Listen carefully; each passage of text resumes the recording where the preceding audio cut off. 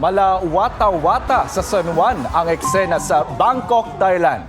Ang basaan at kasiyahan sa mga kalsada ng mga lokal at dayuhang turista para sa kanilang taunang Songkran Festival o ang New Year sa Thailand. Suot ang kanilang mga makukulay na damit at water guns para sa friendly water fight.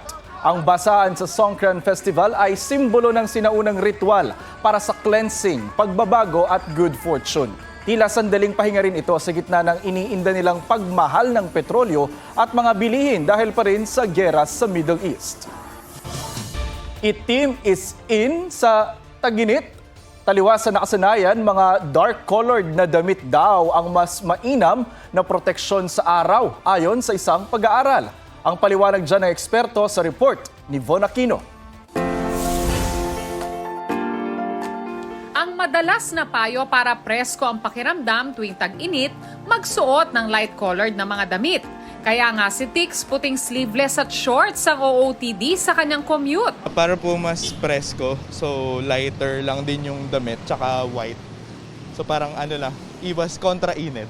Pero base sa pag-aaral ng American Academy of Dermatology Association, mainam na proteksyon mula sa UV rays ng araw ang pagsusuot ng itim at patitingkad na kulay ng damit tulad ng pula. Habang ang mga light at pastel-colored na damit, hindi gaanong naka-absorb ng UV rays. Sinuportahan niya ng isang dermatologist. The black colors will actually block more of the UV rays. Mas pumapasok ang UV rays sa lighter color. So it will cause more of pagkasunog or tinatawag na mga UV damage. Dapat din daw ikonsidera ang tela ng damit. Payo ng doktor kung magkakaroon ng extreme exposure sa araw, magsuot ng mga dark-colored na damit na may tightly woven fabric tulad ng nylon, polyester at lycra.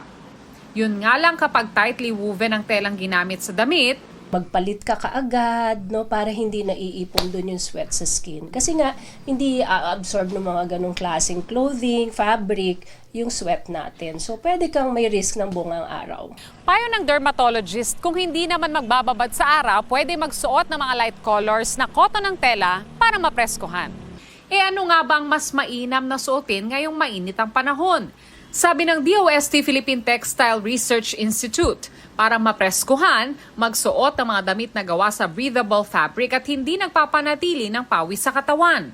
At mga damit na gawa ng cotton at linen para maging maganda ang daloy ng hangin sa katawan. Gusto pa natin as much as possible na gumagamit din ng natural na materials. So examples po ng natural na materials ay yung mga Philippine tropical fabrics natin. Magandang example ay yung rami for example or yung abaca, pinya.